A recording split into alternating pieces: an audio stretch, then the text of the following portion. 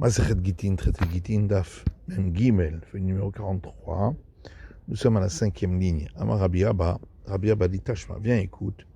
C'est écrit dans Lévitique Vilid Bayit, et celui qui est né dans la maison du prêtre pourra manger du prélèvement au prêtre. Matamud Lomar. Qu'est-ce que ce verset vient m'apprendre? Im kinyan kesef ochel, si déjà l'esclave qui a été acquis avec de l'argent peut en manger lorsqu'il est l'esclave d'un prêtre, il dit bait le kol sheken, celui qui est né dans la maison du prêtre et qui est un enfant du prêtre, n'est-ce pas, à plus forte raison. Il aucun a été Omer. Si on avait seulement écrit le cas de l'esclave, j'aurais dit Makinan kesef sheshbo shavu kesef ochel, de la même manière que celui qui a été acquis avec de l'argent, il a donc une valeur de l'argent. Et il mange du prélèvement prêtre, afilit baït, également celui qui est né dans la maison du prêtre, qui est un enfant du prêtre, chez Shbo Shavek Kesef, ochel. Seulement s'il a une valeur d'argent, il peut en manger. D'où sait-on quand même s'il n'a aucune valeur d'argent, il peut en manger. C'est pourquoi le verset rajoute celui qui est né dans la maison du prêtre. Il colle Makom pour dire dans tous les cas. Vadaï Nani Omer, seulement, je peux encore dire, il dit Baïd ben Shesh Boshavek Kesef, ben Shen Boshavek Kesef. Celui qui est né dans la maison du prêtre, on ne fait pas de différence donc s'il a une valeur d'argent ou s'il n'a pas une valeur d'argent. Au Chel, dans tous les cas, il mange du prélèvement au prêtre. Kinan Kesef, par contre, celui qui a été acquis avec de l'argent, donc l'esclave, Yesh Boshavek Kesef Ochel, En Boshavek Kesef En Ochel. On pourrait dire que c'est seulement celui qui a une valeur d'argent qui en mange et celui qui n'a pas de valeur d'argent ne mange pas. C'est pourquoi le verset dit, toujours dans ce passage du Lévitique, Kinyan Kaspo Vidit Beto. Celui qui a été acquis par son argent et celui qui est né dans sa maison. On les a donc juxtaposés pour déduire l'un de l'autre. De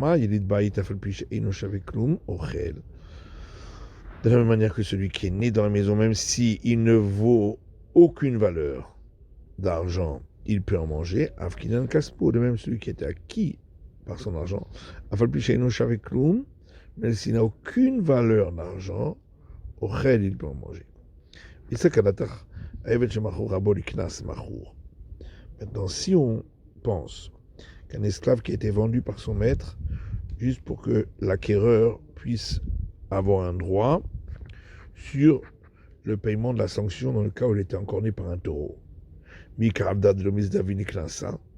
Est-ce que ça existe donc un esclave qui ne peut pas être vendu pour recevoir la valeur de cette sanction-là? Et donc forcément, chaque esclave, il a une valeur d'argent, puisqu'on peut le vendre pour cela. Donc comment on parle d'un esclave qui n'a pas de valeur d'argent? Et la Gemara répond, Inika evet trefa. Oui, il existe un esclave qui a une maladie qui fait que dans moins de 12 mois, il va mourir, donc il est considéré comme mort, et donc si un taureau l'a encore né, il n'y a pas de sanction, puisqu'il est considéré déjà comme mort. La Gemara dit, mais il est donc apte à pouvoir servir son maître, donc il a de toute façon une valeur d'argent. On répond, nous valons que shrim. On parle d'un cas où il est laid et plein de pustules, et donc même cela, il ne peut pas faire. Et donc il n'a aucune valeur d'argent. On s'est posé une question. Celui qui est pour moitié esclave et pour moitié homme libre, chez Kidesh Batrorin. Et il a acquis par les liens du mariage une fille juive libre. Mahou, qu'est-ce qu'il en est? Est-ce que cet acte d'acquisition du mariage est valable? Si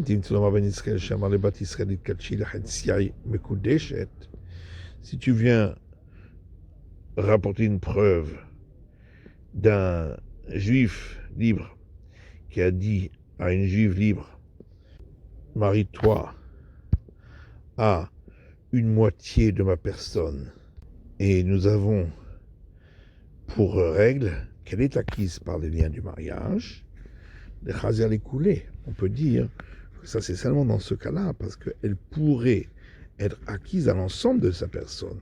Alors, Hazia est coulé. Mais dans notre cas, nous, la femme ne pourrait pas être acquise à l'ensemble de sa personne puisqu'il est pour moitié esclave. Donc peut-être que ici, le lien du mariage n'est pas acquis. Et si tu veux rapporter une preuve du cas de Ben Israël Amkadesh Hatzi Isha, un juif libre qui veut acquérir par acquisition des liens du mariage la moitié du corps de la femme. Et Namekoudeshet, dans ce cas-là, elle n'est pas acquise. On peut dire de Shir Bekinyano, parce que il a laissé une partie qu'il n'a pas voulu acquérir. Veha Evel lo Shir Bekinyano.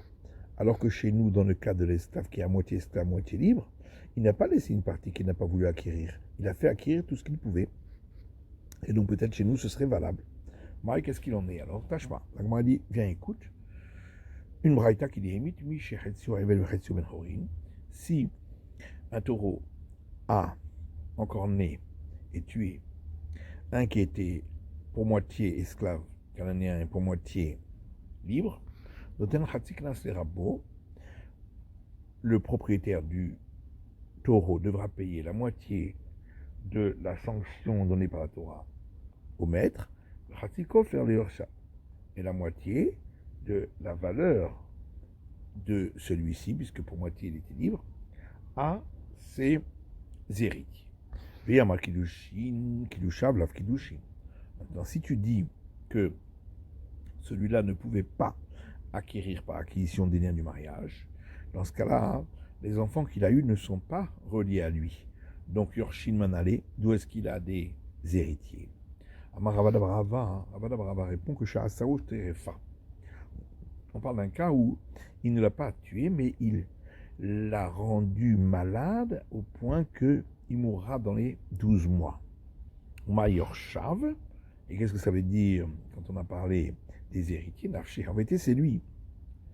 Et donc, il se sera payé à lui-même, puisqu'il est considéré comme mort alachiquement. Amar Rava, je t'ai toujours le bédevar. Rava dit, j'ai deux objections à cette réponse. Rada de Yorshav Katani, premièrement parce que dans la Braïta, on parle d'héritier. Verod Koferu, et de plus, il y a une moitié qui doit être payée en tant que valeur de celui-là. Vama Resh Lakish Kofer en Mishterem, et la Hamita. Et Resh Lakish a dit que la valeur ne peut être payée qu'après la mort. Et là, Rava, c'est pourquoi Rava donne une autre réponse. Raoui Litol ve Einlo. Que la Braïta veut dire que, effectivement, ça devrait être donné aux héritiers, mais comme il n'a pas d'héritier, donc ça ne sera pas donné. Il n'y aura pas besoin de payer. Amarava, que j'aime jamais Kadesh Hatsi Isha Enamekudeshet. Rava dit de la même manière que celui qui veut faire acquérir par acquisition des liens du mariage la moitié de la personne d'une femme, et elle n'est pas acquise, il en va de même pour une femme qui pour moitié est esclave cananéenne et pour moitié libre, si elle a été acquise par acquisition des liens du mariage, cette acquisition n'est pas valable. Darash Rabba et Rabba Ravuna a donné l'enseignement suivant, que Shem Shamekadesh Hatsi Isha Enamekudeshet, de la même manière que celui qui acquiert par acquisition des liens du mariage la moitié du corps d'une femme, elle n'est pas acquise, car de même, une femme qui pour moitié est esclave cananéenne et pour moitié libre, chez l'Idkachas, il a été acquise par acquisition des liens du mariage et Enamekudeshet. Cette acquisition n'est pas valable puisque c'est que pour moitié.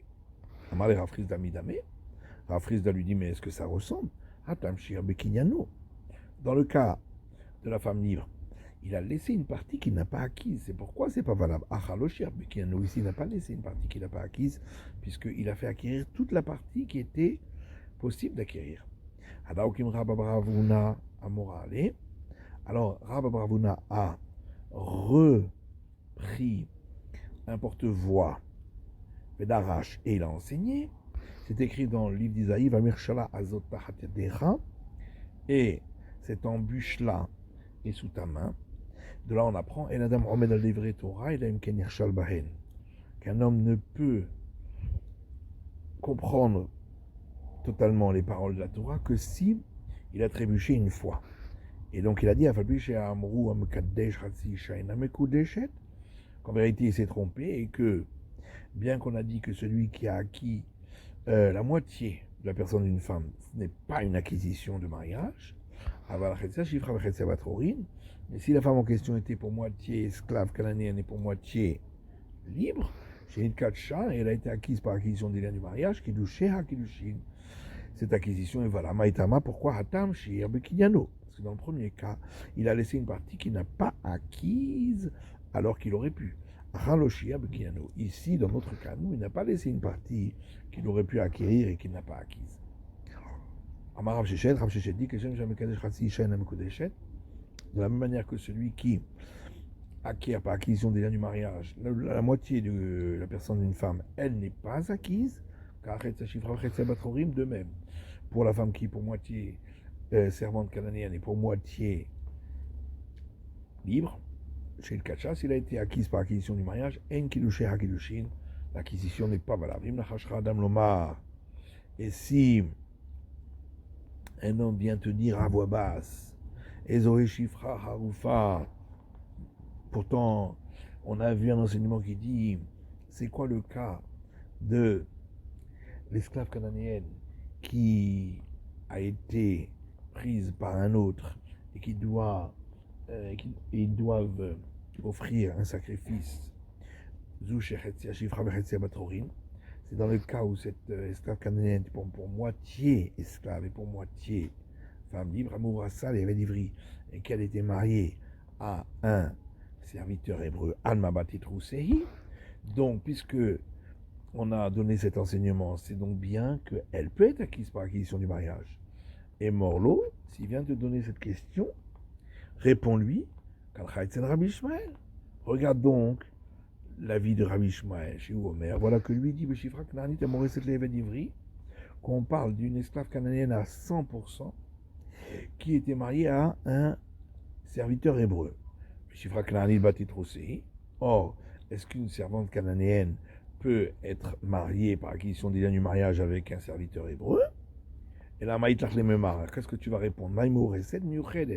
Que veut dire qu'elle était mariée? Ça veut dire simplement qu'ils vivaient en couple. Mais il n'y a pas eu d'acquisition du mariage. Eh bien, pareil pour le premier enseignement, pour l'autre avis qui dit que elle était pour moitié esclave, pour moitié libre. Que veut dire mariée? Ça veut dire qu'ils vivaient en couple, mais il n'y avait pas eu d'acquisition des liens du mariage. Amar Afrizda. Afrizda dit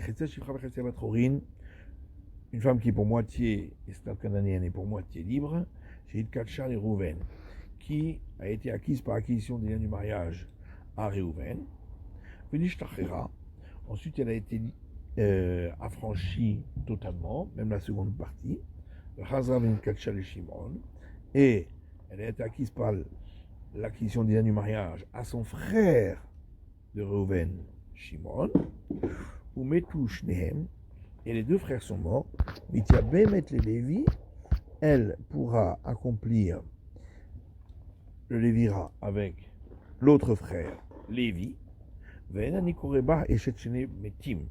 et je ne dis pas qu'elle est dispensée de cela parce qu'elle est la femme de deux frères qui sont morts. Manafchar, parce que de deux choses une. Qui douchait des Rouven qui douchin. Si l'acquisition par lien du mariage avec Rouven est valable, qui douchait des Shimon, la qui douchin. Alors celle avec Shimon n'est pas valable. Mais qui douchait des Shimon qui douchin. Et si l'acquisition des liens du mariage avec Shimon est valable, qui douchait des Rouven, la qui douchin. Donc celle avec Rouven n'est pas valable. Donc elle était forcément la femme que de l'un des deux. Itmar, on a un enseignement qui dit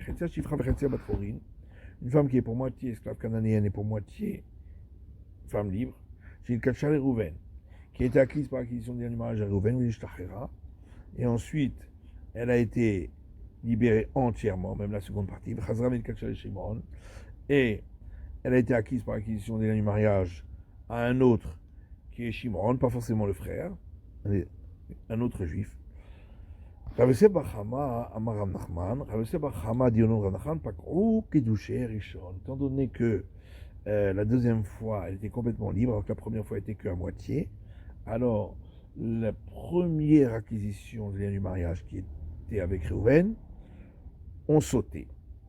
lors de l'acquisition du bien du mariage avec Shimon. Rabbi Zera Amar Rav Nachman, alors que Rabbi Zera au nom de Rav Nachman dit non, Gamrou Kiddushay Rishon. Lorsqu'elle a été entièrement libérée, l'acquisition des liens du mariage avec le premier s'est étendue à la seconde partie de sa personne qui était libérée et donc est devenue totale. Amar Rabbi Zera Kevate Didi Mistabra. Rabbi Zera dit c'est plus logique de dire comme moi, dire-t-il, puisqu'il est écrit No Yumetu Kilochu Pasha concernant cette esclave cananéenne qui était mariée à un serviteur hébreu et qui a une relation avec un autre, il est dit ils ne mourront pas, ne sont pas passibles de la mort, car elle n'était pas libérée. Ahu Pasha Yumatu, ce qui veut donc dire que si elle avait été entièrement libérée, alors que jusque-là elle n'était qu'à moitié, eh bien, si ensuite elle va avec un autre, eh bien ils sont passibles de la mort, ce qui montre bien que l'acquisition des liens du mariage s'est étendue à toute sa personne. Mais alors d'après l'opinion des disciples de la maison d'études de Rabbi Ishmael, qui dit qu'on parle d'une femme qui était entièrement esclave cananéenne, qui était mariée à un serviteur hébreu. Tu vas donc dire là aussi que s'il avait été libéré, il serait passible de mort et que ce serait considéré comme un adultère. Pourtant, avec le serviteur hébreu, il n'y a pas eu du tout de mariage. Et là, qu'est-ce qu'il faut répondre alors? Qu'après qu'elle avait été libérée, si après qu'elle avait été libérée, elle aurait été acquise par acquisition des liens du mariage, là, il serait passible de la mort, ce serait considéré comme un adultère. Achanami, donc pour nous aussi, on dira la même chose. Que c'est seulement si après avoir été libérée, elle aurait été acquise par acquisition des liens du mariage, que là, elle aurait été considérée comme mariée entièrement. Et donc ça veut dire que le premier mariage aurait été au contraire annulé. Amaravuna Barkatina, Amarabitzrak. Rabuna Barkatina rapporte au Rabbi Yitzhak, on raconte qu'une fois, une femme était pour moitié esclave cananéenne et pour moitié affranchie. Le Kafou et Rabat, et à cause de cela, on a forcé le maître, Vassa Batrorin, il l'a affranchi, donc la seconde moitié. Keman, Rabbi Yochanan ben Beroka. Et la Gemara dit ça va comme qui? Uniquement comme Rabbi Yochanan ben Beroka, de Amar al Shnehem ou Omer, Vaïva Echotam Elokim, Vaïomer Vegomer, que c'est sur les deux, sur le mari et la femme, qu'il est dit, sur l'homme et la femme, il est dit, et l'Éternel les a bénis, et il leur a dit, fructifiez-vous et multipliez-vous et remplissez la terre. Donc l'obligation de procréer, d'après lui, est également pour la femme, et c'est pourquoi il devait la libérer pour qu'elle puisse se marier et procréer. Amar Rav Nachman bar Yitzhak dit, non, pas forcément. Peut-être même s'il n'y a pas l'obligation de procréer, d'après les sages, qui disent qu'il n'y a pas l'obligation de procréer pour une femme, malgré tout, on a forcé le maître à la libérer. Pourquoi? Parce que les gens se conduisaient avec elle de manière dépravée, parce qu'elle ne pouvait pas se marier. C'est pourquoi on a voulu permettre de se marier pour ainsi être protégé. Matitin, Mishnah suivante. Amocher Abdul Ovde Kochavim. Celui qui vend son esclave cananéen à des idolâtres. Ou les Chutzalaretz, ou il le vend à un maître qui est en dehors d'Israël, alors qu'il était jusqu'à présent en Israël, l'esclave, Yatsa ben Chorin, il doit le libérer parce que il l'empêche d'accomplir les commandements lorsque il le vend à un idolâtre ou lorsque il le fait sortir d'Israël alors qu'il a l'obligation d'habiter en Israël. Tanou Rabbanan. Donc ça, j'enseigne dans une braïta. Mocher Abdul Ovde Kochavim, celui qui vend son esclave à des idolâtres, Yatsa de Cherout, il est libre, il faut lui donner un acte de libération, mais Rabor Rishon, de son premier maître. Amar Rabban Shimon Gamliel, Bamil Varim Amorim, Shelo Katav Alav Ono. Rabban Shimon Gamliel dit, ça c'est seulement dans le cas où il ne lui a pas écrit un acte. Aval Katav Alav Ono, mais s'il lui avait écrit un acte, Zeu Shechuro, ça constitue un acte de libération. Maï Ono, c'est quoi cet acte? Amar Rav Shechet dit, Di Katav Leachi, c'est-à-dire qu'il lui a écrit que lorsque tu t'enfuiras du second, je n'aurai pas de lien avec toi, donc c'est comme s'il l'avait libéré. Tanu Rabbanan, nos sages enseignent dans une braïta, Lava alav min haovet kochavim, si un maître juif a emprunté d'un idolâtre en faisant de cet esclave un gage, dès que l'idolâtre lui a fait ce qui était le droit, eh bien, l'esclave est libéré. Qu'est-ce que ça veut dire ce qui est son droit? Amaravuna bar Yehuda Nashki. Ravuna bar Yehuda, ça veut dire qu'il lui a mis le pendentif qui marque qu'il est l'esclave de cet idolâtre. Rav Shechet objecte à partir d'une braïta qui dit Harissin, Veha Hachirin. Les fermiers et les métayers juifs d'un champ d'un non-juif en Israël. Varissé Bateavot, où des fermiers depuis une longue lignée de familles paternelles, qui sont fermiers juifs d'un champ d'un non-juif en Israël. Ou bien un non-juif qui a laissé son champ en gage à un juif en terre d'Israël. Même s'il lui a fait ce qu'il est en droit, la récolte de ce champ est dispensée de la dîme puisqu'elle est au non-juif. Oui, c'est Nashki. Maintenant, si tu dis que quand on a parlé du droit, ça voulait dire le pendentif, ça débat Nashki, un champ, est-ce qu'on lui met un pendentif? Et là, Rav Shechet Zman. C'est pourquoi Rav Shechet dit, ça veut dire que le temps est venu pour appartenir aux juifs dans le cas du champ ou pour être aux non-juifs dans le cas de l'esclave. Kachazman Azman.